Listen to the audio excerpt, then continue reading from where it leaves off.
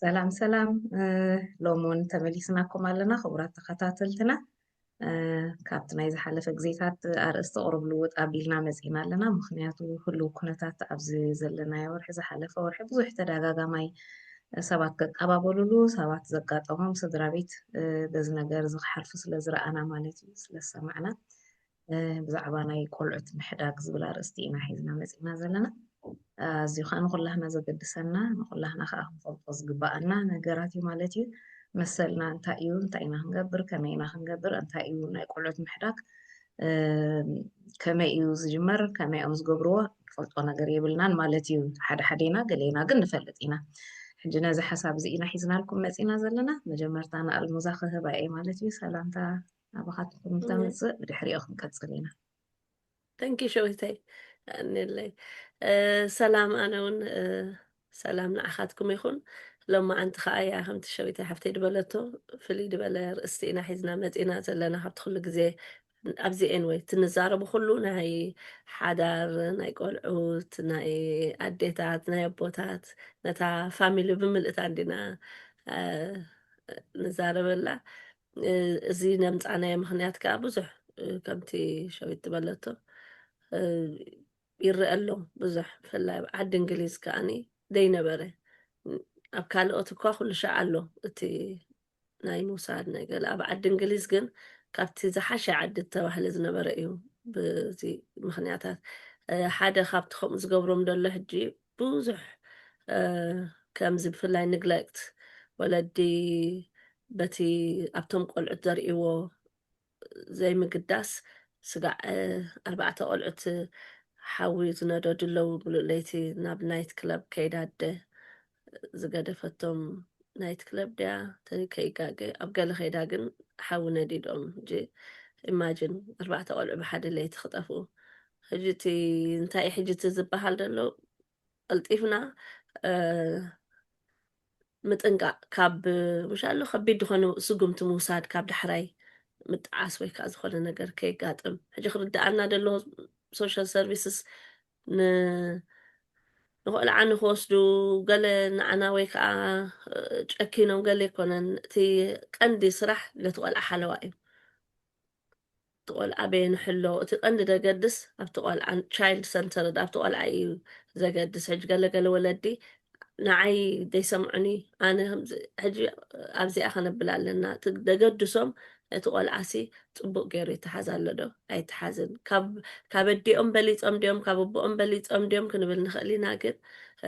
ኣብዚ ዓዲ እቲ ሕጊ ስለ ዝኾነ ገለገለ ከማን ኣይኮኑን ኩሉ ሰብ ከማን ኣይኮነን እቲ ሕጊ ከዓ ንኩላህና ይወፅያ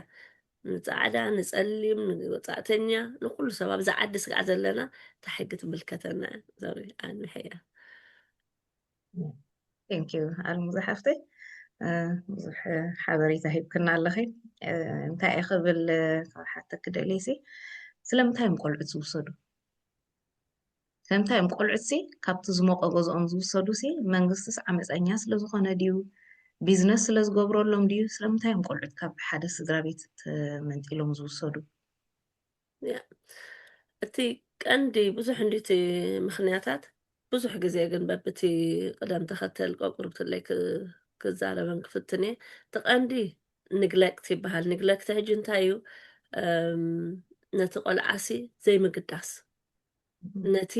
ቤዚክ ድኾነ ነቲ ቆልዓ ክትገብረሉ ድግባኣካ እቲ መሰረታዊ ቀረባት ከም በዓል ምግቢ ፅሬት ክዳን ሓለዋ እዚታት ነገር ዘይምግዳስ ንግለክት ምግባር ይበሃል ማለት እዩ ወይ ቆልዓ እንድሕር ክዳኑ ምግቡ ደይበልዕ ጥዑይ ኮይኑ ኣብ ቤት ትምህርቲ ከይዱ ድድቅስ ትምህርቲ ዝድንጉ እቲ ክዳውንቱ ፅቡቅ ዓይነት ክስታይ ደይብሉ ኣቃወማ ደይብሉ ሓለዋ ከዓ ፅቡቅ ደይሕልወቲ ወላዲ ምስኡ እቲ ግዜ ገዲፍካዮ ምኻድ ቆልዓ ብዘይ ኣዳልት ወይ ከዓ ዓብ ሰብ ምስኡ ብዘይ ምህላው ካልእ ከዓ ላክ ኦፍ ሜዲካል ክስታይ ከዓ ኣሎ ሜዲካል ኬር ሕጂ ሜዲካል ኬር እንታይ እዩ ሓሚሙ ከሎ ቆልዓ ሓኪም ደይ ምውሳድ ሕክምና ክከታተል ከለዎ ሕጂ ባና ይመፁ ምሽ ናይ እቶም ቆልዑ ናይ ኣእምሮ ጥዕና ፀገም ዘለዎም ወይ ከዓ ዝኾነ ናይ ኒሮ ዳይቨርስ እዚ ናይ ADHD ክከታተልዎ ዘለዎም ሕክምና ኣለዎ እቶም ወለዲ ኣብ መንጎ ነቲ ሕክምና ገዲፎም ኣነ ዲስቻርጅ ክገብሩ እየ ደሊኒ ውላደይ ኣብ ገዛይ ኮይነ ባዕለይ ከብሎ እየ እንተኢሎምኻ ግድነት እዩ እቲ ኣብ ሓላፍነት ዘሎ ፕሮፌሽናል ክስታይ ክገብር ሪፖርት ክገብር ግድነት እዩ ዝኾነ ሰብ ከዓ ሴፍ ጋርዲን ከዓ ንኩሉ ሰብ እዩ ዝምልከቶ እቲ ፕሮፌሽናል ጥራሕ ስለ ዝኾንካ ኣይኮነ ሓላፍ መንገዲ ክነግረልካ ክእል እዩ ሓላፍ መንገዲ ቆልዓ መንገዲ ክትሃርም ተሪኢካ ደው ኢሉ ክነግረልካ ክእል እዩ ጎረቤትካ ቆልዓ ለይትን መዓልትን ድበክ እንተኮይኑ ፀገም ኣሎ ኣብዚ ገዛ እዚ ወይ ቆልዓ ሽግር ኣለዎ ወይ ተመወለዲ ሽግር ኣለዎ ኢሉ ክድውለልካ ክእል እዩ ስለዚ ክስታይ ንሕሰብ ከምዚ በይነይ ደብል የለ እንታይ ገዲሽዎ ጎረቤት እንታይ እትይዎ ስርሑ ይኮነን ገለ ክንብል ኣይንኽእልና ኣብዚ ዓዲ ሴፍ ጋርዲን ክበሃል ከሎ ወይ ሓለዋ ንቆልዓ ንኩሉ ሰብ እዩ ዝምልከቶ ምክንያቱ ነቲ ቆልዓ ክሕሎ ስለ ዘለዎ እቲ ሓደ ከዓ ኢሞሽናል ኒግለክት ክኸውን ይኽእል እዩ ሓገዝ ዘይምህላው ፍቅሪ ዘይምርኣይ ምፅራፍ ምንኣኣስ ነቲ ቆልዓሲ በቃ ንነብሱ ክፀልእ ምግባር ምህራም ክትቀፅዖ ከለካ ምህራም መቕጥቃጥ ሕጂ ክትሃርሞ ከለካ ገሊእ ሰብ ከምዚ ንዕኡ ዝፀልኦ እዩ ዝመስሎ ካብ ንዓኻ ንነብሱ ከም ትፀሊ ኢኻ ትገብሮ ዘለኻ ተሃስዮ ኢኻ ዘለኻ ንሎንግ ተርም ስለዚ እዚታት ከውስደና ክእል ሓደ ካብቲ ንግለክት ማለት እዩ ነዊሕ እንዲ ኣቢዩዝ ከዓ ሓደ ከዓ ናይ ፊዚካል ኣቢዩዝ ክንብል ከለና ከምዚ ሕጂ ክብለክ ፀናሕኩ እታ ኢሞሽናል ንግለክት ሓገዝ ዘይምሃብ ገሊኣ ተቐዲመ ሶሪ እታ ናይ ንግለክት ማለት እዩ ሓገዝ ዘይምሃብ ፍቅሪ ዘይምርኣይ እቲ ደድልዮ ስቴብል ዝኾነ ገዛ ኢንቫይሮንመንት ፅሬት ምግቢ እኩል ዝኾነ ምግቢ ዘይምህላው ክዳውንቲ እዚ ኩሉ ነቲ ኢሞሽናል እንኮላይ ክትንክፎ ክእል እዩ እቲ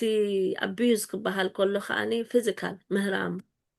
ሼክ ምግባር ንኣሽቱ ደቀቕቲ ተኮይኖም እቶም ቆልዑ ሓደሽቲ ሼክ ምግባር ከዘናብሎ ክእል እዩ ትእምሮኦም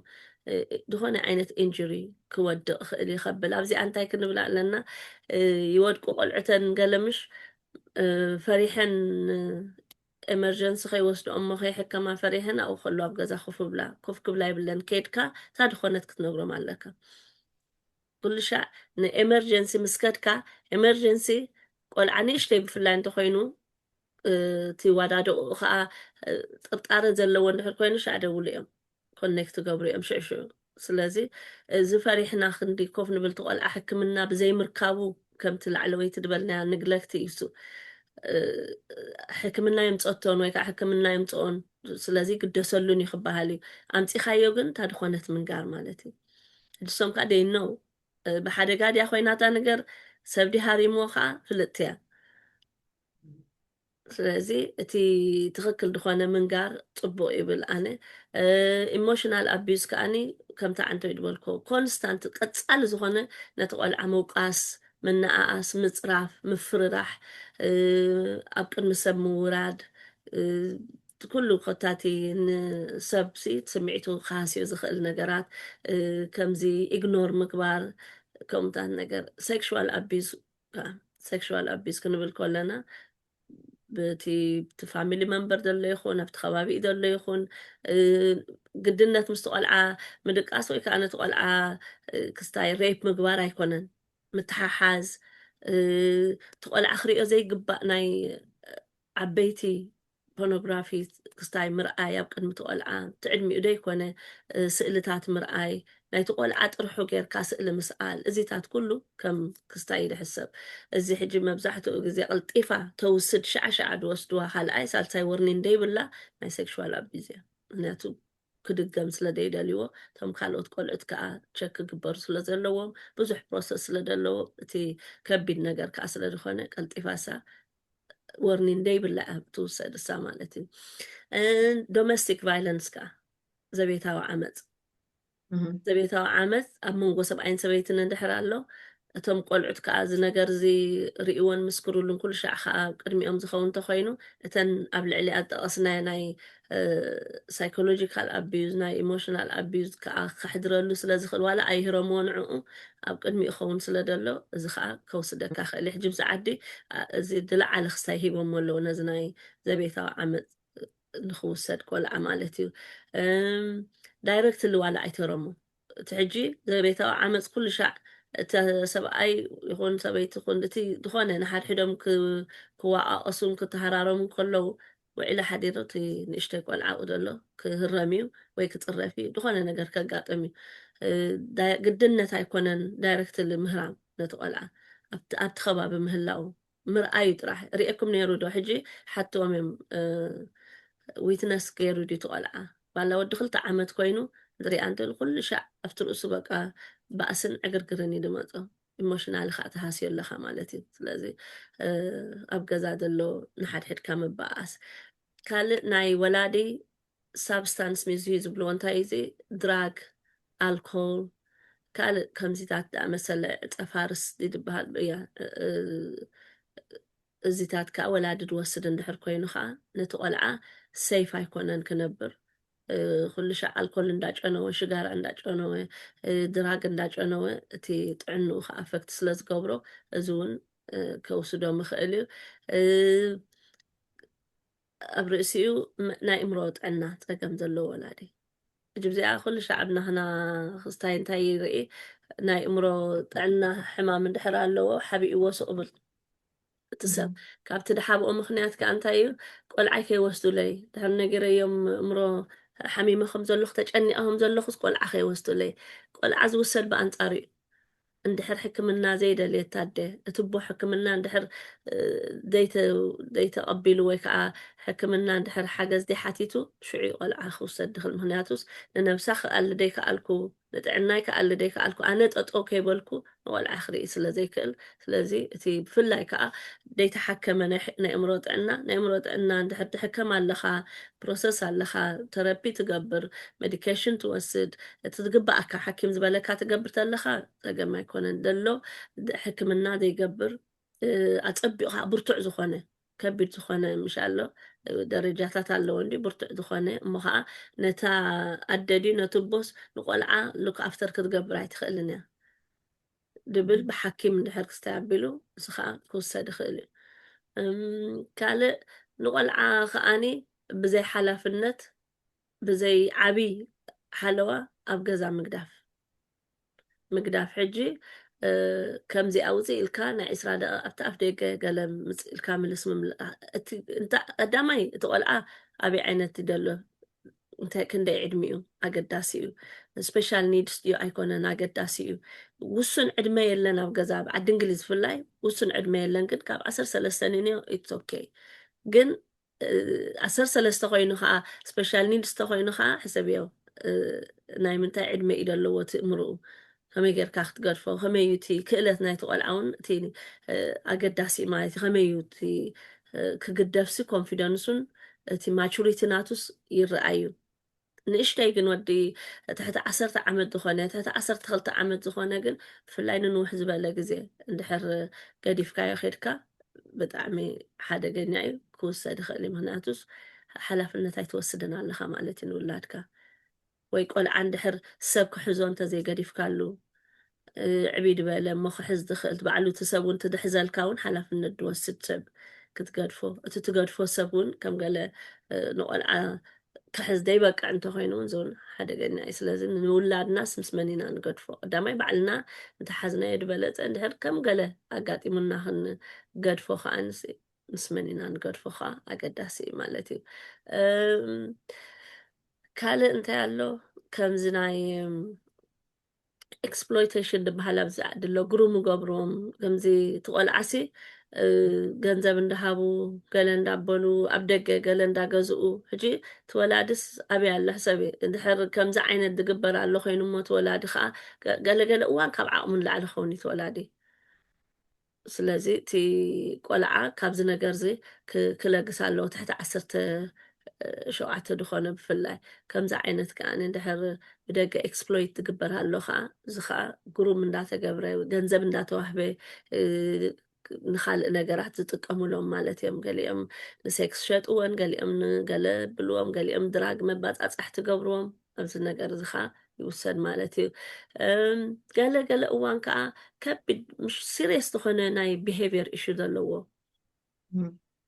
እንድሕር ብፍላይ ከዓኒ ወላዲ ማኔጅ ክገብሮ ኣይክእልን እየ እንድሕር ኢሉ እቲ ቆልዓ ንነብሱ ሓደጋ ንኻልእ ሰብ ኣብ ከባቢኡ ደሎ ሓደጋ ተኮይኑ እውን ክውሰድ ይኽእል እዩ ወላዲ ከዓ ነዚ ሰብ እዚ ነዚ ቆልዓ እዚ በቃ ማኔጅ ገብሮ ይክእልኒ ካብ ዓቕመይ ንላዕሊ እዩ ድሕር ደብል ኮይኑ ከዓ እዚ እውን ከውስደካ ክእል እዩ ስለዚ እቲ ውሳኔታት ኩሉ ሻዕ በቲ ናቶም ሕጊ ኣሎ ናይ ዓዲ እንግሊዝ ተኮይኑ ብናይ ችልድረንስ ኣክት 1989 ድወፀ ናይ ቆልዑት ዝተያሎ ሕጊ ብሕጊ ተቢሎም እዮም ድወስቶም ከምዚ ናተይ ቆልዓ ወሲዶሞ ኣነ ወፃእተኛ ስለዝኾንኩ ወይ ከዓ ኣነ ኤርትራዊት ስለዝኾንኩ ወይ ስለዘይፈልጥ ቋንቋ ከምኡ ክንብል ኣይንኽእልን ኢና በታ ሕጊ እዮም ዝኸዱ ንዕኦም ካብ ቆልዓ ዝወስዱ ምስ ወላዱ ኮይኑ ክሕግዝዎ ይሓስረሎም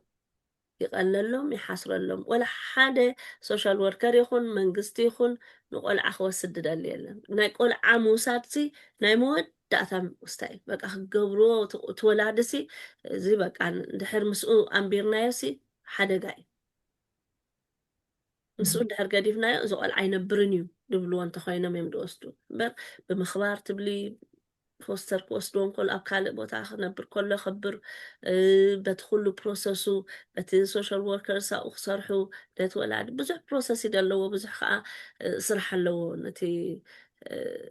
ሶሻል ሰርቪስስ ማለት ስለዚ ንምውሳድሲ ኣይቀዳደሙን እዮም ከምኡ ኢና ንሓስቦ ኣብቲ ርእስና ድቀዳደም ሰብ የለን ኣብኡ ከዓ ሰርሕ ስለዝነበርኩ ኣነ ኣይተቀዳደምን ኢኻ ንክትወስድ ቆልዓ ብዝተኻእለ መጠን ምስ ወለዲ ከለዉ ነቶም ወለዲ እኩል ሓገዝ ክትቦም ይኸድል እዚአን ካብተን ክስታየን ካልኡን ክህሉ ክእል እንዲ ግን ተንቀንዲ ግን እዚአን ከውስዶም ድኽእላ ቅድሚ ናብ ቀፂለ ከቕርበልኪ ኢለ ዘለኹ ሓሳብ ሕቶ ኣልሙዝሓፍተይ ካብተን ዝተዛረብክየን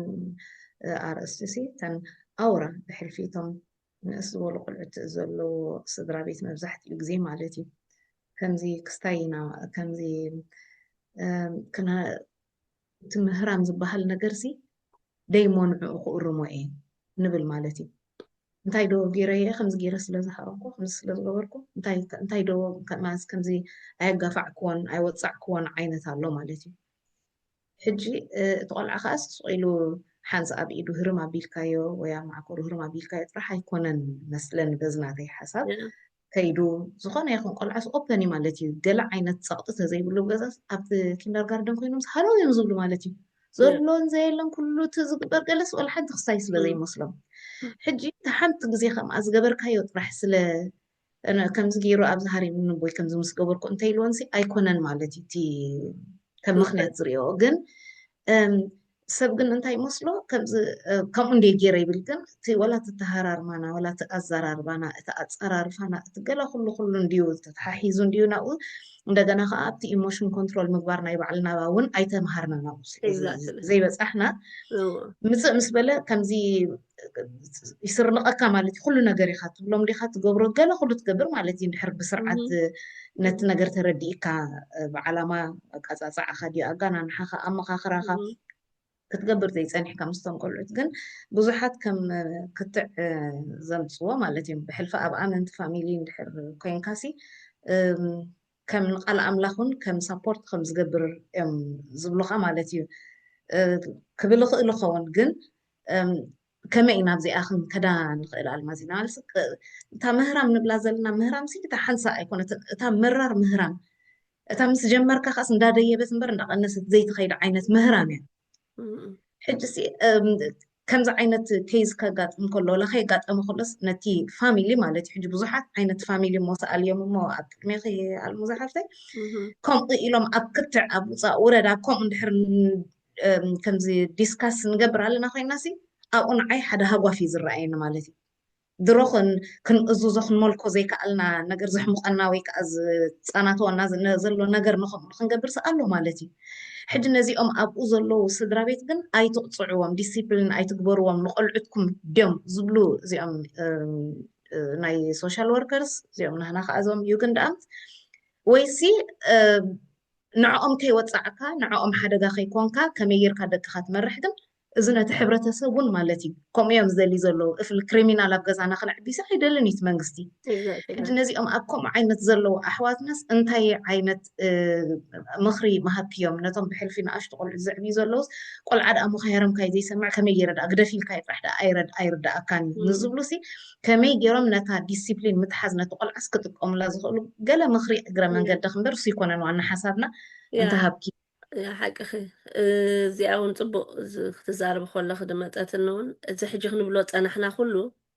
ብጀካታ ሴክሹዋል ኣቢዩዝ እያ ሸዓቕ ምንተኣቢልካ እምበር እዚ ኩሉ ክንብሎ ፀናሕና ተደጋጋሚ እንድሕር ኮይኑ እዩ እንሻላ ሓንሳእሲ ቆልዓ ደኺምካ ደንጊ ክኸይድ ይኽእል እዩ ንቤት ትምህርቲ ክዳንኹም ገለ ርስዒሉ ክኸይድ ይኽእል እዩ ኢትስ ኦኬ ሳሕቲ እንድሕር ኮይኑ ግን ተደጋጋሚ ቤት ትምህርቲ ወርኒ ንገብሩኻ مش الله دقاقة من تخويني مور كستاي دخون تي نجارسي تناجر كاب بيت مرت تناجر كاب بيت مرت بعلو مالهم ناتهم سيف جاردين دخونه أوفيسر علو ليد علو سو زاربة كايو مقبل دحب طعي مقبل ديتوا مالخا دك أصل دحب دك وصلوا وسي تقوي ولد دزاربي ولا احنا ولد دلنا نفلتنا مسمى مهران ركب سلازلنا مالت ما مهر الزاربي ናይ ትምህርቲ ሆምወርክ ዶ ይሰርሕ ተሎ እንታይ ኮን ካልእ ትከታተሎ ኣለካ ድቅስ ተሎ ዝቆልዓ ከመይ ይኸውን ኣሎ እዚታት ኢሎምኻ እንድሕር ገዲዱ እሳቶም ከዓ ሪፈር ገብሩ ማለት እዩ ሕጂ ቀልጢፉ ከይመስለና ኣጋጣሚ ገሉ ብፍርሒ ኣይንበር ንሕና እንታይ ኢና ክንገብር ዘለና ትትግባኣና ክንገብር ንውላደ ኢለ እምበር ሶሻል ሰርቪስስ ከይወስዱ ለኢለን ቆልዓ ኢሉ ኣፍተር ገብረ የብለይን ነቲ ቆልዓሲ እቲ ትገብሮ ዘለኹ ኣነስ ንፅባሕ ንግሆ ንሂወቱ ሲ ጽبوق مخانو فليت أنا دقي صبوق مخانو فليت أنا خبر لنا دقي سلا زفكرهم كجبر لني كي وصلوا ليلة ديكونه أتموساد جن قدرنا تعدنا سلا زخونه أبتحقنا عتهم كأخنا أتلنا قدرنا سي كمتي مهرام حجي أكأت عنا هناي تي دعبنا اللي مهرام مقويا قال أبزي أمتينا جن سنقر كنا فعلنا قدوفو مالتها كنت دحر ديت أطرحون كها السونا اللي بعلو سون كوسدل كخلي دقخه اندحر دقخه بزغبا ديسيبلين دايتا تحزوم باوندري اندحر ديبلوم روتين تديبلوم اسي حدا خفت النقلك سرع دخونه ناي مغبي ناي دقاس ناي صوتا ناي بيت تمرت تسرحلو اكتيفيتيز دخدلو ديبلوم تخوينو ازون عبي خستاي سلازس عين عيوم ويك عين ارمو ما يكونن كترمو منبرالك قدنا حجي بهم مخنيات لنا حجي نحر بارنتين كم هاردلين بارنتين على نجبرو سوني تحت 10 عامات زلهم قلعوا مهري عن دحلفة 5 عامات كوين الله ناي تينيج دلوهم دشجروهم علنا ناتهم مهار تحت ل10 سلسلة مالتي سلازي ممهار كدلينا منات حدش نجار سلازو خلنا أنا أي أنا استحاني ينبي بلين تهلنا خا ننبب ቋንቋ ክእለ ፅቡቅ ጌርካ ንብብ ክእለ ምሁር እየ እንድሕር ኢልና እውን ነንብብ ኣንቢብና ከመይ ጌርና ኢና ካብቲ ምህራም ወፂና ንደቅና ዲስፕሊን ክንገብሮም ካልእ መንገዲ መሊእ ኣሎ ኣብዚ ሕጂ ክንዛረበሉ ንኽእል ሓደ መዓልቲ መይቢ ንዕኡ ርእሲ ሒዝና ንመፅእ ንኸውን መሊእ መንገዲ ኣሎ ክትብሎም ትኽእል እታ ናይ ክስታይ ድበልኪ ኢኻ እታ ናይ ቅፅዓዮም እንዲ ድብል እቲ ምቕፃዕ ምህራም ኣይኮነን ኣርእዮም መንገዲ መርሓዮም ዝኸደላ መንገዲ ኣላምዶ እስኻ ሕጂ ሓላፍነትካ ከም መምህር ከም መላመዲ ከም መራሒ ንዕኡ ሮል ሞዴል ኣርኣያ ምዃን እዚታት እቲ ወላዲ ዝለኻባኻ ፍቕሪ ሓልዮት ኣብቲ ቆልዓ ከም ዘለካ እቲ ቆልዓ እውን ከም ተፍቅሮ ክፈልጥ ከም ተፈትወ ከም ዝስማዕ ክትሰምዖ እንዳተዛረበ ከሎ በቃ ቆልዓ ይኸስኻ ስቕበል ደይኮነሲ ኢሞሽናሊ ሕጂ ምህሳይ ማለት ኢሞሽናሊ ንሓንሳ ገዛና መፁና እንድም ቪዚት ክገብሩ ሶሻል ሰርቪስስ ናይ ምፅራይ ናይ ገለ ጥራሕ ኣይኮነን ድርዩ ምሳና ከመይ ዓይነት ኮኔክሽን ኣለዎ ቦንድ ኣለዎ ዶ ምስ ውላዶ ከመይ ክርኤካ ከሎ ብፍርሒ ድዩ ዝጥምት እንዳጠመተ ንዓኻ ድዩ ዝምልስ ቆልዓ እዚታት ኩሉ እቲ ኢሞሽናልስ ናይ ብሓቂ ከም ወላዲ ኮይኑስ ሴፍ ይስምዕሉ مساحة خوين ولاد كاس وحسن الناس معدو جتا ديسيبلين مقبار قد فود بالإلن قدنت كقبر له ديسيبلين كله له انت ايجنتي ديسيبلين اقام براخايت عندي مهرا ما يكون راح ديسيبلين نعو تتكأل من قدتات ملي له أتيك Yeah, وقت thank you. أهلا وسهلا Okay. Yeah, ጽቡቅ ሓሳብ እታ ስታይል ክንርክ እንዳተዛረብ ከለኸሲ ምፅእ ኢሎም ኣይኮኑን ምንጥል ዘብሉኻ መጠንቀቕታ እውን ኣሎ ኢልክሞ ከመይ ኣዝ ናይ መጠንቀቕታ ኣርማዚና ያ መጠንቀቕታ ክብል ከለኹ ሕጂ ቅድሚ ምውሳድ ንነዊሕ ግዜ በቃ ቶታሊ ቅድሚ ምውሳድ ቤት ፍርዲ ከም ደሎ ይንረስእ ኣብ ቤት ፍርዲ ከይድካ እዩ ድውሰን እቲ ውሳኔታት እቲ ኖት ኣብ ኣብኡ ከሎ ሶሻል ወርከር ወሲንዎ ከይዱ ወሲድዎ ኣይኮነን ቤት ፍርዲ እንኮላይ ይኣትዎ እምቲ ነገር ሕጂ ኣብቲ ናይ መጠንቀቕታ እንታይ ክብል ደሊ ሓንፃእ ይነግርዎም ገለ ዝኾነ ሕጂ ሓደ ቆልዓ እንታይ ይብል ኣደይ ቀጥቂጣትኒ ወይ ኣቦይ ቀጥቂጡኒ ኢሉ ነገር ኣብ ቤት ትምህርቲ ቤት ትምህርቲ ምስ ነገረ ቤት ትምህርቲ ክነግሩልና እዮም እሶም ከዓ መፂኦም ቸክ ክገብሩ እዮም ሕጂ መጀመርያና ስለ ዝኾነ ኣሰስ ክገብርዎ እዮም ቀዳማይ እንታይ ኣሰስ ትግበር ሂስትሪ ናትካ ኣብ ቤት ትምህርቲስ ቆልዓ ኣብ ሰዓቱ ዲ ድመፅእ ኩሉ ነገሩ ትቃወምኡ ናይቲ ቆልዓ መፂኡ ኸኒ ይድቅስ ድዩ ባህርያቱ ከመይ እዩ በኣስ ድዩ ቃጣቐጥ ድዩ ይሓርቕ ድዩ እንታይ እዩ እቲ ባህርያቱ ምክንያቱ ብቲ ገዛ ደሎ ነገር የንፀባርቆ ስለ ዘሎ ማለት እዩ ሕጂ ኩሉ ኣሰስ ግበር ንክንደይ መዓልቲ እዩ ዳርጋ ወርሕን ገለን ኣሰስመንት ግበር እታ ኬይስ ክፍት እያ ትፀንሕ ብኩሉ ቸክ ስጋዕ ድገብሩ ንዓኻ ቸክ ገብሩ ከ እምነቲ ቆልዓ ኢንተርቪው ክገብርዎ እዮም ኮይኑ ንወላዲ ክገብርዎ እዮም ሕጂ ኣብዚ እቲ ዘረባኻ ኩሉ ሻዕ ሓደ ክኸውን ኣለዎ ስኡልካ ፈሪሕካ ክትገላብጦ ገለ ደይኮነስ ኣብታ ወርኒን ግዜ ደላትካ ኩሉ እቲ እንታይ ድበሃልካ ንምንታይ ከምኡ ከም ዝገበርካ ብምህራም እንድሕር መፂና ንምንታይ ከምኡ ከም ዝገበርካ እንድሕር ኮይና እታ ነገር ኮይና እቲ ሓቂ ምዝራብ ፅቡቕቲ እያ ኣነስ ከምዚኣ እንዲ ዓብየ ኣተዓባብያይ ከምዚኣ ንካ እዚ ዓዲ ሓዳሽ ወይ ከዓ ሓድሽ እቲ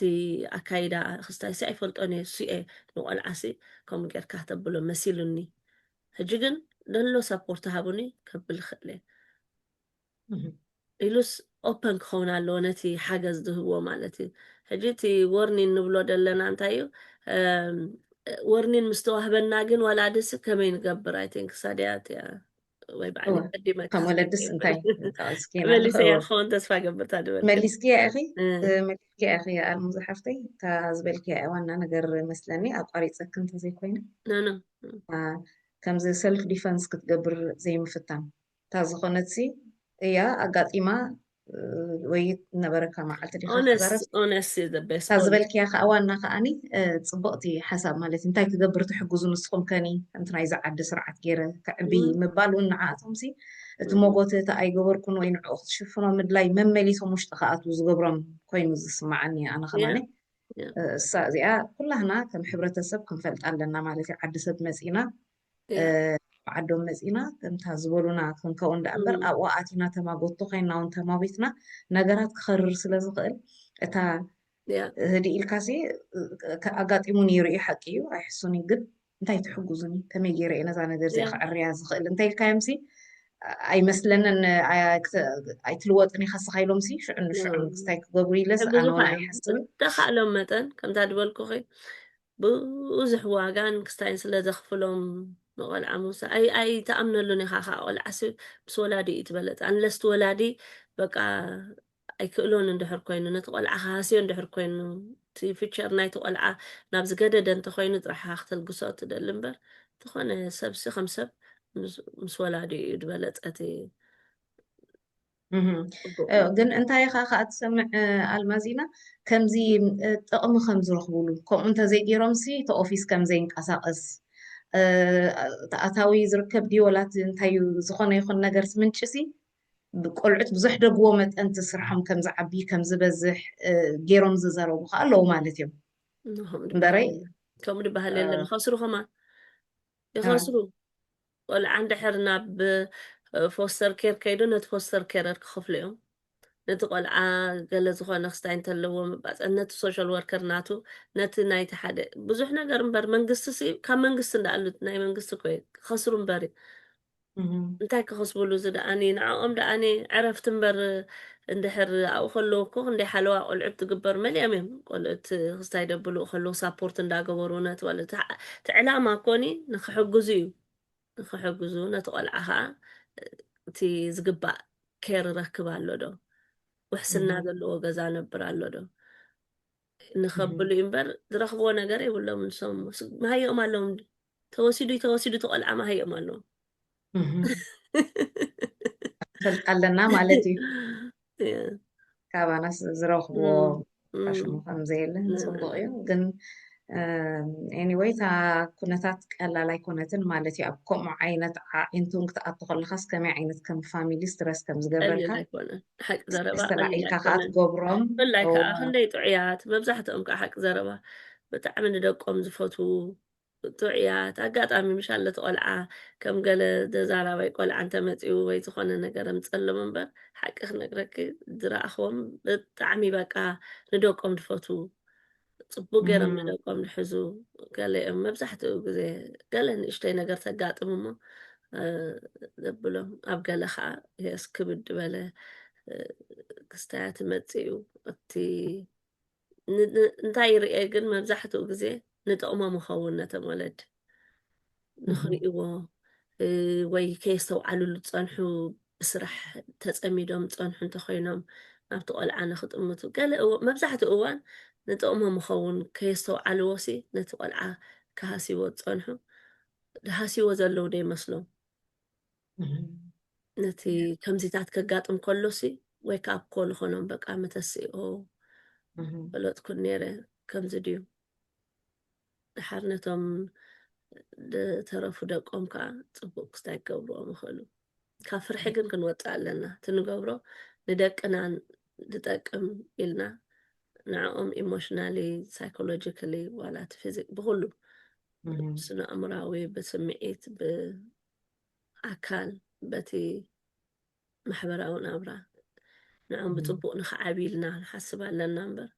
ብፍርሒ እንተኮይኑ ናብራ ኣይኮነን እታ እንታይ ፍፅምቲ ፍቅሪ ሲ ንፍርሒ ተባረራ እንድዩ ዝብል ንገብሮ ዘበለ ኩሉ ማለት እዩ ከይተፀባፀብና ዝገብር ዘለኹ ስለዝኮንኩ እንዳበልና ዘይኮነሲ ሓላፍነት ከም ዘለዎ ሰብ ኣብ ትሕቲኻ ንኣሽቱ ፃውንቲ ከም ዘለዎ ኣሚንካ ሓይሊ ዘይብሎም ዓቕሚ ዘይብሎም ፅባሕ ንግሆ ግን ብፅቡቅ ነገር ዓብዮም ፅቡቃት ሰባት ክኾኑ ከም ዝኽእሉ እንዳኣመንካሲ ከምዚ ኢንቨስት ክትገብር በቃ ኢንቨስት ይገብር ኣለኹ እንዳበልካ ብፍቅሪ ማለት እዩ ምክንያቱ እቲ ገለገለ ነገራት ንሓንሳእ እንድሕር ኣብ ሕርቃን ኣብ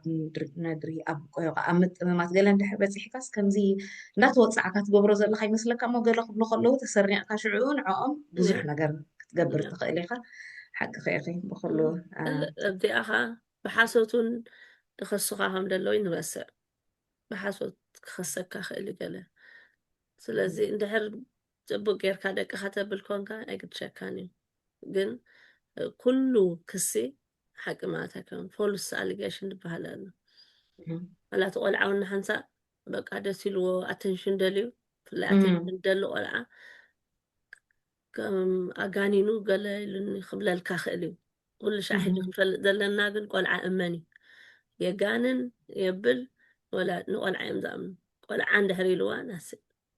ስለዚ እቲ ፓኒክ ኣይንኹን ተፃሪዩሲ እቲ ሓቅና ከውፃና ስለ ዝኽእል ኩሉ ሻዕ ክስታይና ግን ኮንሲስተንት ንኹን ፅቡቅ ኣል መዛሓፍተይ እንተተወሲዶም ካኸ እንተተወሲዶም ካባኻስ ከመይ እዩ እንታይ እዩ ዝኸውን ብድሕሪ እዩ ወሲዶም ነቶም ደቅኻስ ካባኻ ፈልዮሞምሲ እንታይ እዩ እቲ ምፍላይ ዝበሃል ተወሲዶም እንድሕር መጠንቀቕታ መፅኡ ለውጢ እንተዘይለን ተወሲዶሞምሲ እንታይ እያ መጀመርያ መጠንቀቕታ ሕጂ ኣብታ መጀመርያ መጠንቀቕታ ፅቡቅ ጌርና ክንገልፃ እቲ ወላዲ ካልም ክኸውን ኣለዎ መጠንቀቕታ መፅኡ ሶሻል ሰርቪስስ እንድሕር ሰሚዑ ሰብ ልቡ እንዲጠፍኦ ህድእ ክንብል ኣለና ኦኬ ከም ዝኾነ ፕሮፌሽናል ምዃኖም ንደቅና ሓልዮም ሓልዮት ከም ዘለዎም ንዓና ዋላ እንተደይበለ ገሊአ እንታይ ይብላኒ ንዓይሲ ምንም ነገር ናተይ ደይገደሶም ናሕና ይግድሶም ንሓቂ ክንዛረብ ናይቲ ቆልዓ እዩ ትስርሖም እሱ እዩ እቲ ቆልዓ እዩ ከዓ ንእሽተይ እምበር ንሕና ከዓ ኣዳልቲ ኢና ከም ዓበይቲ ሳዕቢና ኢና تي زي عبي قلعي كبدل دي بلو هجي نحتات كليرلي نحتات انتا يتقندي كونسرن ويكا حسيبهم دلو أشاقلهم دلو سي انتا تقندي مخصصيتي وانتا يتقول عيلو تقند نجرسي سبيسيفيك كستايس نحتات قلطيفنا خا نجرات بتاد بولونا مسرت نعريو هرمت اندحر كوينا مهرامنا نقدف اندحر مقبدينا بخال نجر اندحر كوينا نقلقت نجر محلاو دك ناس الذين يحلوا ديو بعلنا قلطيفنا مع الراينر ايوم ابتا مجمريا ورنين يدبل دلخو اب غزا مصراي اندحر كوينو غزانا نتعراريو ቤት ትምህርቲ ምኻድ ወይ ከዓ ቆፅራታት ምውሳድ ንደቅና ናይ ሕክምና ናይ ገለ ተኮይኑ ኩለን ኣብ ሰዓቶም ንውሰዶም ትምህርቲ ንሰዓቱ ይኸድ እቲ ድግባእ ዩኒፎርም ብፅሬት ድቃስ ከም ዝድቅስ ደቂሱ ከዓ ኣብኡ ከይዱሲ ባህሪው ጥዑይ ከም ዝኾነ እቲ ቆልዓ ከዓ ደሪኦ ባህሪ ይከኣል ኣሎ እንዲሁ ስለ ደይድቅስ ዓቕሉ ፀቦ ምሽዕ ገርግር ኣብኡ ከዓ ኣሎ ናብ ሓኪም እንድሕር ኣለዎ ቆፅራታት ኩሉ ዓይነት ቆፅራታት ክንከይድ ኣለና ኩሉ ሰፖርት ዝህቡና ክንቅበሎ ኣለና ክንወስዶ ኣለና ካውንስሊን ህቡካ እዮም ፓረንቲንግ ክላስስ ናይ ፋሚሊ ዝኾነ ሄልፕታት ገለ ዝህቡና ከምዚ ዓሽሽ ኣይንበሎ ሕራኢልና ተሓገዝ ንውሰዶ ኣኼባታት ከዓ ሚስከይ ንገብር ወይ ኣነ ክስታይ ኣለኒ እንዲ መፅኔ ገለ ይጥዕመንን እዚ እንታይ ይደርኢ ናይ ቆልዓኻ ግዲ ከም ዘይብልካ ይደርኢ ኣኼባ ዝፀውዑና ኩለን ነቲ ስራሕና ዲፍቂድና ኣብ ካልእ ክንከዶ ዘለና ዲገዲፍና ነዚኣ ግድነት ሲሪየስሊ ክንሕዛ ኣለና ካልእ ክንገብሮ ሪኮርድ ንሓዝ ዝኾነ ድኸውን ደሎ ንፅሓፎ ሪኮርድ ንሓዝ ኤቭሪ ስተፕ እንታይ ድበሃል እቲ ፕላን ከዓኒ ፎሎው ንግበሮ እቲ ድሃቡና ፕላን እዚ ክንገብር ኢና እዚ ክነብል ኢና እቲ ተዛርብናዮ ከዓ ኣይንቀያይሮ ሓቂ ኦነስት ድኾነ ተጋጊኻ ተኾንካ ተጋጌ ሓገዝ ደለለ ሓገዝ ሃቡኒ ኣይንቀያይሮ ቀፃሊ ኮንሲስተንስ ክህልዎ ኣሎ ቀፃሊ እታ ዘረባ እሳ ክትከውን ኣለዋ ሎሚ ካልእ ትብል ፅባሕ ካልእ እቲ ሓደ ካልእ ቆልዓ ካልእ ሰብኣይ ኩሉ ካልእ እንድሕር ኮይኑ ኣብ ጥርጣረ ፀቢቑ ክትወና ክእል ይገለ ንሓብኦ ነገር ኣለና ማለት እዩ ኢሎም ክሓስቡ እዮም ቀልጢፍካ ከዓኒ ምኽሪ ምድላይ ብናይ ፋሚሊ ዘለዎም ዲ ብሶሻል ሰርቪስስ ዲ ብፋሚሊ ራይትስ ግሩፕ ትበሃል ኣለዉ ወይ ሶሊሲተር ድኾነ ቅልጥፍ ኢልና ሓገዝ ምድላይ ብጣዕሚ ፅቡቅ እዩ ካልኣይ እቲ ንዓኣቶም ሕሲብዎም ወይ ከዓኒ ኣሻቂልዎም ዘሎሲ ንዓኻ ከምላይ ኣሻቂሉካ ከም ደሎ ከተሪኦም ኣለካ ከምዚ ኣቃሊልካ ኣነኣኢስካ ገለ ክትወስዶ ደይኮነስ ንዓይ እውን ኣሻቂሉን ኣለዎ ብጣዕሚ ከቢድ እዩ ኢልካ ኮንሰርን ከም ዝኾንካ ንዓኣቶም ኮላይ ነቲ ቆልዓ ከዓ ከመይ ሃስዮ ምዃኑ ርድኢትካ ክትገልፀሎም ኣለካ ያ ሓሶት ኣይንዛረብ ኦነስት ንኹን ገለ ሽግራት ኣይንሕባእ ሽግራት ክንሓቢ ተጀሚርና ካታ ሓንቲ ሓብእትካ ካልእ ነገር ከተምፀልና ቀልጢፍና በቃ ብዝበሉና ቀልጢፍና ነቲ ሓገዝ ተቐቢልና ናብ ካልእ ክስታይ ከይከደ ከሎ እቲ ድበሉና ሓገዛት ተጠቂምናሲ ነገርና ንዕሪ ነታ ኩነታትና ቀልጢፍና ንዕሪ ሕጂ ቀዳማይ ወርኒን ክበሃለና ከሎ እዚኣ ንነገራት ዕሪ ማለት እያ ድሕሪ ሕጂ እንተመፅኣ ትካሲ ክውሰድ ምዃኖም ክትፈልጥ ኣለካ ስለዚ ፊክስ ግበር ነገራት እምበር ክውሰዱልካ ማለት ኣይኮነን ኣብዚ እዋን እዚ ብጀካ እታ ናይ ድበልኮ ዓንቶይ ናይ ሴክሹዋል ኣቢዝ ጥራሕ ምንጥል ኣቢሎም ደብልዋ ወይ ከዓ ርኡይ ዝኾነ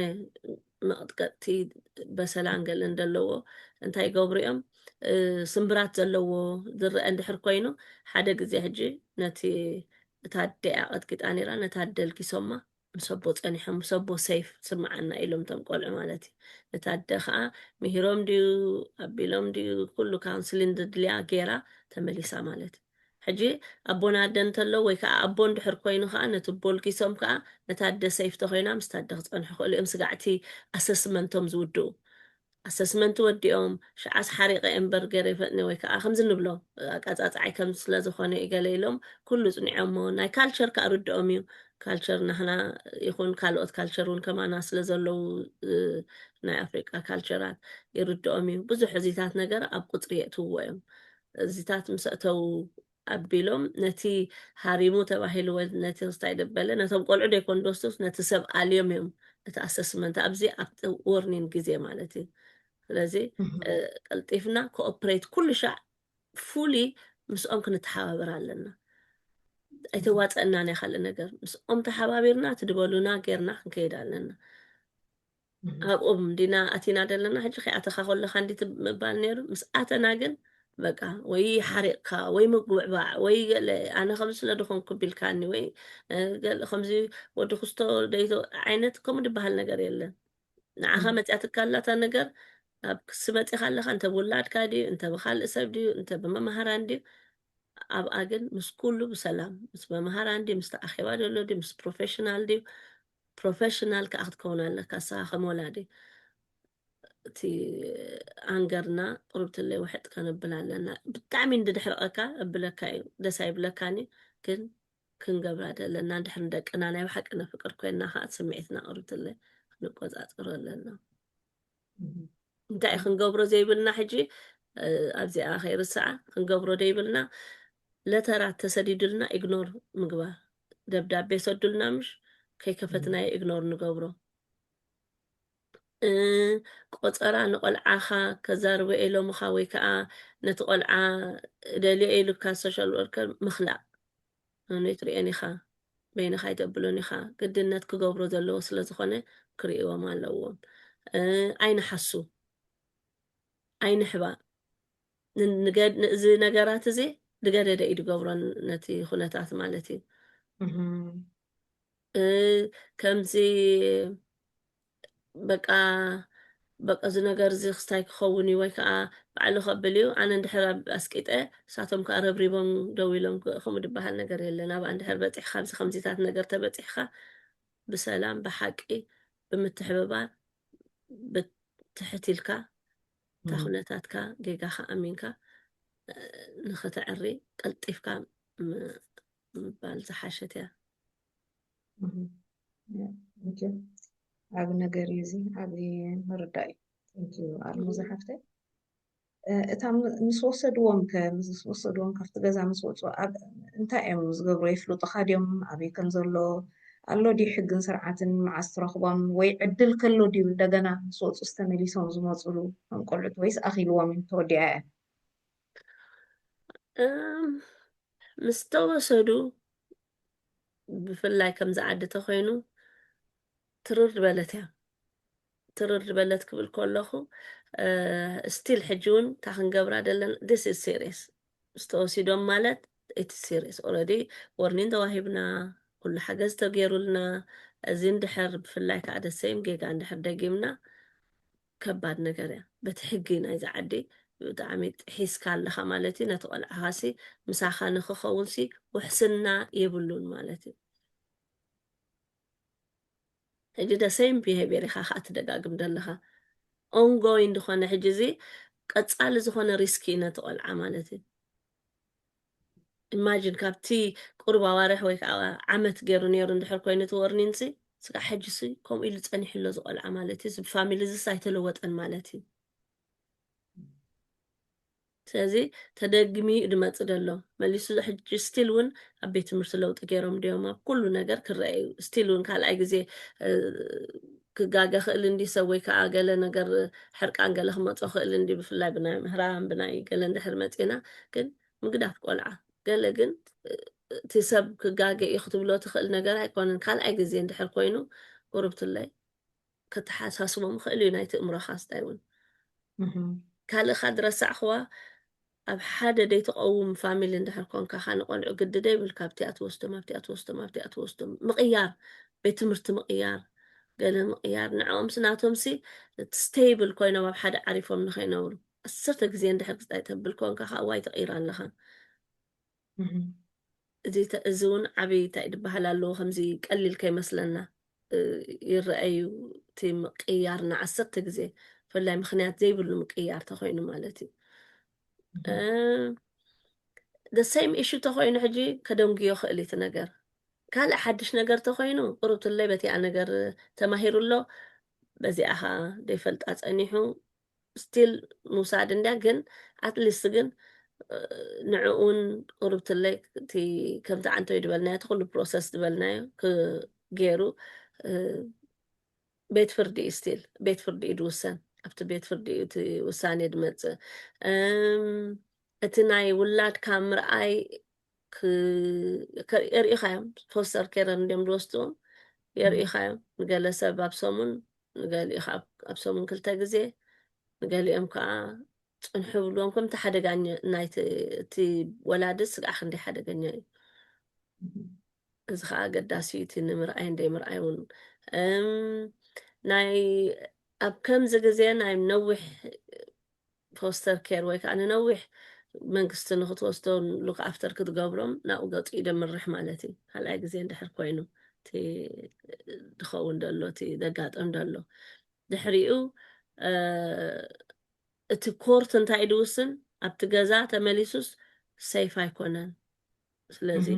ነዊሕ ግዜ ናብ ካልእ ወለዲ ናብ ካልእ ክዕብይዎ ዝኽእሉ ይወሃብ ይበሃል ሕጂ እቲ ወላዲ ክገብሮ ዘለዎ ብዚ እንታይ እዩ ሓላፍነት ክወስድ ኣለዎ ነቲ ድገበሮሲ ከናእሶ ስቲል ከናእሶ ይብሉን የስ በዲሉ ኢሉ ሓላፍነት ክወስድ ኣለዎ ርኡይ ድኾነ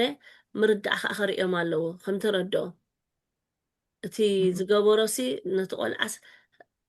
ከም ዝጎድኦሲ ከም ተረድኦ ከዓ ክሪኦም ኣለዎ ካልእ እንታይ ክገብር ኣለዎ ርኡይ ድኾነ ለውጢ ከዓ ክሪኦም ኣለዎ ርኡይ ለውጢ ብታ ድገብሩላ ግዜታሲ ርኡይ ለውጢ ብቲ ኣረኣይኡ ደለዎ ድዩ ኣብቲ ገዝኡ ድዩ ትክልውጦ ደለዎ በቲ ተኸሲስዎ ደሎ ርኡይ ለውጢ ከርኢ ኣለዎ ኮርሳት ክወስድ ኣለዎ ፓረንቲንግ ኮርስስ ናይ ተዓባብያ ቆልዑት ኮርሳት እሳቶም ዝህቡ ካመሊእ ኣሎ ኮርሳት ክወስድ ኣለዎ ድሕሪ ብትግርኛ እየ ድኽእል ኢሉ ከዓ ኣለዎ ናይ ትግርኛ ኮርሳት ከዓ ክወስዱ ክእሉ እዮም ንሕና ኣለና ኣነ ገብር እየ ካልኦት እንድገብሩ ኣለዉ ምስቶም ፕሮፌሽናልስ ከዓ በቃ ምስኦም ተሓባቢሩ ክሰርሕ ኣለዎ እዚኣ ኩሉ ሻዕ ክንገብር ኣለና ብድኾነ ይኹን ብቤት ፍርዲ ድመፁ ይኾኑ ብሶሻል ሰርቪስስ ድመፁ ምስኣቶም ተሓባቢሩ ክሰርሕ ኣለዎ እቲ ሴፍቲ ፕላን ነቲ ቆልዓ ድግበር ናይ ውሕስ ዝኾነ ፕላናት ድግበር ከዓኒ ፎሎ ክገብሮ ኣለዎ ክኽተሉ ኣለዎ መሊስካ ከዓ ደ ሴም ጌጋ ከዓ መመሊስካ ወይ ከዓ ባህርያት መመሊስካ ከዓ ሕማቅ ድኾነ ባህርያት ከዓ ደይምርኣይ ነቶም እንታይ ድበሃል ማለት ነቶም ሶሻል ሰርቪስስ ሕጂ ምሳሌ ዋላ ክሓቱካ ክእሉ እዮም ከመይ ጌርካ ንቆልዑ ዲስፕሊን ትገብር መሊሶም ክሓቱካ እዮም ከመይ ጌርካ ኢኻ ኣብ ክንዲቲ ምህራም ከን እንታይ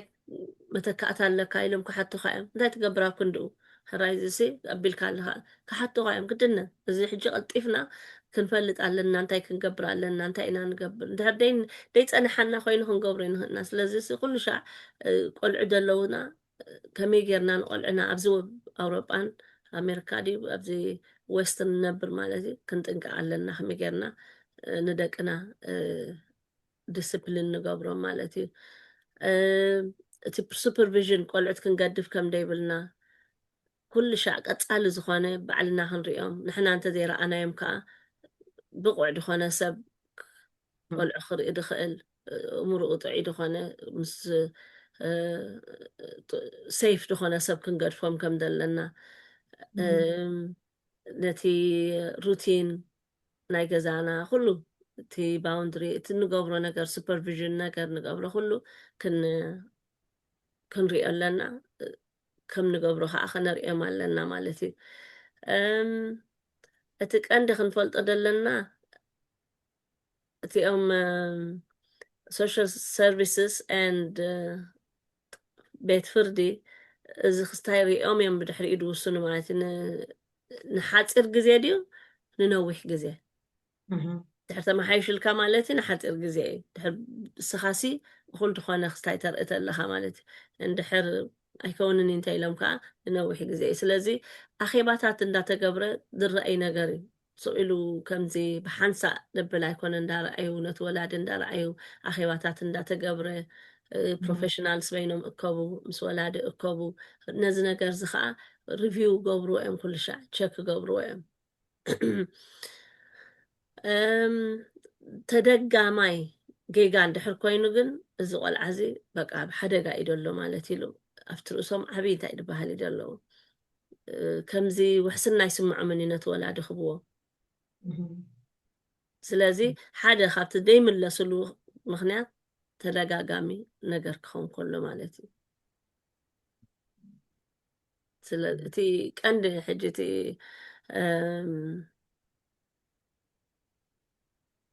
ክንሕዞ ዘለና ኣብዚኣ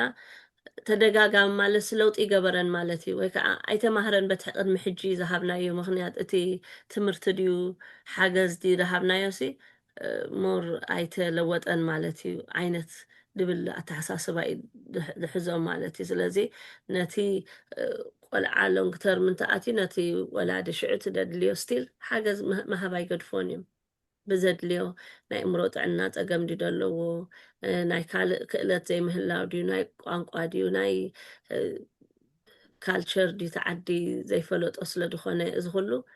قصال حاجه زغبرو ስለዚህ እቲ ለውጥና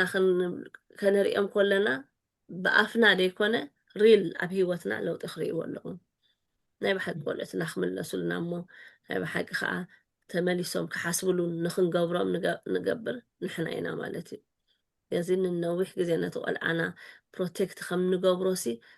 ከኣምኑ ክኽእሉ ኣለዎም ሰብ እቲ ትራስት እንዲ መጌርካ ተኣምኑ ሕጂ ቅድሚ ሕጂ ሸገርና ወርኒን ሂብናዮ ክስታይ ደየበለ ሕጂ ከዓ መሊስና ሂብናዮ ቆልዓስ ክጠፊ እዩ እንደይ ቆልዑ ኣለዉ እንደማ ወለዶም ይድሞቱ ሕጂ ንሕና እቲ ሕግን ኩላህና ምዃኑ ክንስታይ ከነብላ ንሕራይ ኣነስ ወላዲ ኣይቀትልኒ ኣነስ ፅቡቅ ድሓሰብ ኮ ክንብል ንኽእል ኢና ግን እታ ሕጊ ንዕኦም ነቶም ዝቐትሉን ነቲ ሓደን ኩሉ ንኩላህና ሓንቲ እያ እዚ በኣዮም ክኸዱ ዘለዎም ኣይሆፕ መሊሰ ያኸውን ተስፋ መሊስኪያ ኣልማዚና ብዙሕ ነገር ብዙሕ ሓሳብ እዩ ተዘሪቡ ዘሎ ማለት እዩ ዝሕግዝ ሓሳብ ማለት እዩ ኣብኡ ከይኣትኻ ከለካ ከመይ ጥንቃቐታት ትገብር ኣብኡ ምስኣትኻ ከኒ ኣብ ዓይኖም ምስኣትኻ እንታይ ለውጥታት ትገብር ክትፅዕር ለውጢ ክርእዩ ዝረኣዮም ንዓኣቶም ለውጢ ክትገብር ክትካታዕን ክትማጎቶም ዘይኮንካ ኣብቲ ሽግር ኣቲኻ ንዓኻ እውን ከምኡ ከም ዝረኣየካ ከምቲ ዝብሉካ ዘለዉ ኣብቲ ቦታ ቆልዓ ኮይኖም ንስኻ እውን ከምኡ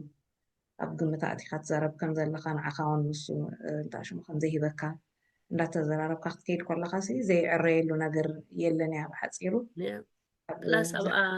ትረሳዕኽዋ ናብ ካልእ መዕበይቲ ሰባት ወይ ከዓ ቆልዑ ድዕብዩ ቅድሚ ምውሳዶም ኣብዚ ከባቢ ሳሎ ዶ ኣቦ እንድሕር ደየሎ ኮይኑ ትገዛ ኣቦ ውሕስ ዶ ኸውን ነቲ ቦ ቸክ ክገብሩ እዮም ኣቦ ከዓ ፍቓደኛ እንድሕር ኮይኑ ክሪኦም ማለት እንድሕር ተፈላለዮም ኮይኖም እንድሕር ቤተሰብ ግራንድ ፓረንትስ ከምዚ ዓባየ ኣባሓጎ ድኽእሉ በቲ ፊዚካሊ ድኽእሉ እሞ ከዓ ፍቓደኛታት ትኾኑ ሓትነት ክትከውን ትኽእል ቀንዲ ምስቲ ቤተሰቡ ኮይኑ ክዓቢ እዮም ዝደልይዎ ይደልዮም ቅድም ይደልዮም ኣብቲ ፋሚሊ ሲ ኣነ ፍቓደኛ እየ ነዞም ቆልዑት እዚኦም ክወስዶም ካብ እንዳ ካልእ ቤተሰብ ዝዓብዩ ሳብ ገዛና ክዓብዩ ኢሉ እዚ ከዓ ይሓስብሉ እዮም ስጋዕ ክንደይ ከም ድሓስቡ ማለት ብቲ ከባቢ ደሎ ኸማንሲ ይርእይዎ እዮም ኣቦ ኸማን ዋላ ገዲፎም ከይዱ ዝነበረ ድሕር ባህሪ ውሕስ ተኮይኑ እሞ ድሌት ኣለዎ ከዓ ንደቁ ክሕዝ እሞ ናይ ወላዲ ሓላፍነት ዘለዎ ሰብኣይ እንድሕር ኮይኑ ክህብዎ ምስ ኣቦኡ ክገብርዎ ክእሉ እዮም ፅቡቃል መዛሕፍቲ እዚ ሓሳብ ዝብሉ ብናይ ሕድሮ ኣሜን ዝተፈላለዩ ደረጃ ዕድመ ዘለዎም ቆልዑት ከዓኒ ቤተሰብ ኣቦን ኣደ እዚ ሓሳብ እዚ ክሕግዞም ተስፋ ይገብር ማለት እዩ ካብ ፍርሒ እውን ክንወፅእ ተኮይናስ ክንፈልጦ ኣለና እንታይ እዩ እሱ ከዓ ተነጊሩና ኣሎ ማለት እዩ ከም ኤርትራውያን ከም ንዓና ዝምልከተና ኢና ክንሰምዕ ፀኒሕና ማለት እዩ ክንሕዞ ኣብ ውሽጥና ነቲ ናትና ባህሊ ኣብ ግምት ዘእተወ እዩ ማለት እዩ ዝንዛረበሉ ዘለና ክጠቕመና ተስፋ ገብር እንደገና ከምቲ ኩሉ ግዜ ንብለኩም ማለት እዩ ነናብ ዝምልከቶ ሰብ ክበፅሓልና ምእንቲ ዝመልእኽቲ እሞ ክሕገዙ እቲ ህዝቢ ክሕገዝ እቶም ወለዶ ክሕገዙ እቶም ቆልዑት ከዓኒ ናብትን ካብ ምባል ክድሕኑ ምእንታን እዚ ፍልጠት እዚ እንድዩ ናብ ሓደ ርድኢት ዘምፃካ ብርድኢት ደቅና ክንዕቢ ምእንታን እዚኣ ሼር እንዳገበርኩም ንባዕልኩም እንዳሰማዕኩምላ ዘለኩም ሓሳቡን ኣብ ውሽጢ ኮሜንት ሴክሽን እንዳሃብኩምና እንድሕር ኬድኩም ተመሊስና በዚ ርእሲ እውን ንመፅእ ንኸውን ሕቶ እንተዘየለ ግን ኣብ ዝቕፅል ዘሎ መደብና ከዓ ካልእ ኣርእስቲ ሒዝና ክንመፀኩም ኢና ማለት እዩ ኣልሙዛሓፍቲ ኣነ ብወገነ ይወዲእ ኣለኹ ድሕር እንኪ ሓሳብ ሸዊታይ ኣለኩም ኣነ መወዲአ ንሕና ኣብዚ ትረሳዕናዮ ክህሉ ክእል እዩ ወይ ከዓ እዚኣ ስታያ ትኸውን ከመይ እዩ ትብልዎ ግን ሕቶ ፕሊስ ግደፍሉና ኢኹም ኣብ ታሕቲ ተመሊስና መፂና ነቲ ሕቶ ከዓ ክንምልስ ንኽእል ኢና ኮንታክት ሕጂ ትረሳዕኸ ንደቆም ክርኢ ይኽእል እዮም ኣንለስ ከቢድ ገበን እንተደይኮይኑ ደቆም ኣብ ሰሙን ድዩ ኣብ ገለ ድዩ ኣብ ሓደ ውሑስ ቦታ ተሓሊኻ ክትሪእየሉ ቦታታት ኣሎ ስጋእ ፀቢቕቲ ነገር ክስታይ ድኸውን እሞ የስ ደቂ ከዓ ከይንርስዕ ኢለ ኣብኣ ከዓ ኣልሙዛሓፍተይ ሓንቲ ኣብ ኣእምሮይ መፅያ ማለት እዩ ከምኡ እዚኣ ምስ በልክስ ሰባት ከዓ እንታይ ይብሉ መሲልክ ካብ ከምኡ ካብ ንደቀይ ብሳልሳይ ኣካል መንጎኛ ገይረ ዝሪኦ ገለልካ ካብኡ ከዓ ባእስታት ከዓ ኣሎ እዩ ማለት እዩ ከም ዘይምልከቶም እሞ ወደይ እንዲ ውላደይ ከመይ ጌርኩም ኣብ ማእከል ኮንኩም ከምዚ ትብሉኒ ወይ ንስኹም ኣብዚ ከለኹም ኣይተራኽቡንን ኢኹም ብዙሕ ነገራት ከዓ ኣብኡ ከዓ ዝተኣሳሰር ነገር ኣሎ ግድነት ገብሩ ኣለዎም ብኩላ መሳስምሕ ከምዛ ድበልና በታ ኣብ ኢዶም ድም ኣትዮም ደሎ በታ ሕጊ ክኸዱ ኣለዎም ሓንቲ ቀንዲ ዝርእዋ ኢንጌጅ ይገብር ኣሎ ዶ ምስቲ ይተሓባበር ኣሎ ዶ ቀዳመይቲ እዚኣ ሕቶ ተሓባበር ተሎ በቃ ብድሕሪኡ እስኪ ሰብ እዩ ኤንወይ ሰብ ክጋገ ከም ትኽእል ፈልጢኦም ምትሕብባርና እቲ ሕርቃና እቲ ገለገለ ኩሉ ሕጂ ኩላ ክንውሕጥ ኣለና ፅቡቕቲ እዚኣ ሓሳብ ዘለዓልክያ ምክንያቱ ትመፅእ ኣብ ገለገለ ሲ ከምዚ ናብ ሕርቃን ትወስዶም እታ ከምኣ ኩነታት ከምዚ ዘይግቡር ዝኸውን ዘይከውን ዝኸውን ዘሎ ገለ ግን መሕለፊት እንተኮይንናስ እዘዛ ጥራሕ እዩ ዘለና ንዓ ኣብኡ ስትቲ ኤንጌጅ ኣገባብራናስ ክንሪኦም ክንክእል ኣለና ኣብኡ ከም ዘለና ንሕና እውን ምስሶም ዝብዎ ዘለዎ ካብኣ ግን ንኩሉ ግዜ ከምኡ ከምዘይተርፍ ተርኢናዮ ከዓ ክንሳገር ንኽእል ኢና ቦታ ሓሳብ እንኳዕ እዚኣ ጠቐስክያ ኣልሙዛሓፍተይ ዓባይ መልእኽቲ እያ እዚኣ ቴንኪዩ ኣልሙዛሓፍተይ ቴንኪዩ ተኸታተልትና ንምስግነኩም ክሳዕ ዝመፅእ ዝቕፅል ግዜ ከዓኒ ሓድሽ ሓሳብ ሓድሽ ኣርእስቲ ሒዝና ንሕብረተሰብና ነፍሲ ወከፍና ዝጠቅም ክሳዕ ንምለሰኩም ሰሰናዩ ንብል ቴንኪዩ ሩኽ ቀነ ኣነ ለሸዊታሲ